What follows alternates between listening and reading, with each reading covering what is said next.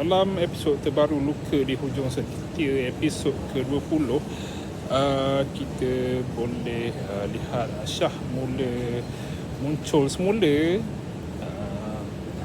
di depan Zulin.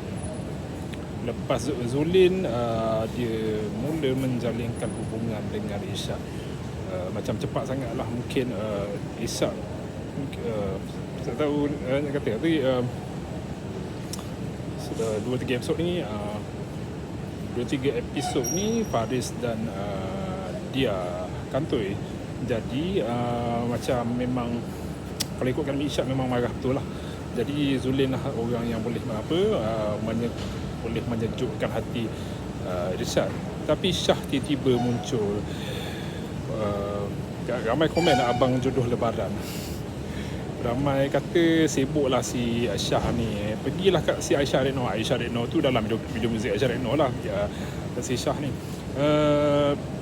jumpa jodoh orang. Tapi itulah dah seru sangat jumpa jodoh, jumpa abang jodoh lebaran si Syah ni. Nak lelaki yang kahwin tu buat apa, yang bujang tak nak pula, pelik perempuan sekarang. Itulah orang kata itulah maksudnya bila Zulin rapat dengan Irsyad macam terlalu cepat lah.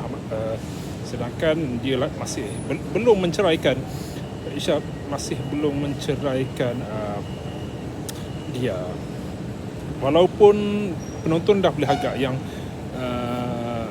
penonton memang marah dekat dia, dengan perasaan memang dia patut diceraikan lah.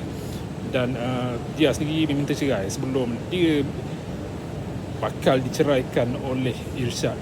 So sekarang ni ada hubungan 4 penjuru lah. Irsyad dengan Zulin dengan Syah. Lepas tu dia dengan Faris yang rasanya memang akan terus elok lah diorang. Lepas tu Faris dengan bini dia. Tapi sekarang ni fokus kepada Zulin, Syah dan Irsyad lah dalam episod kali ni. Jumpa lagi. Sekian.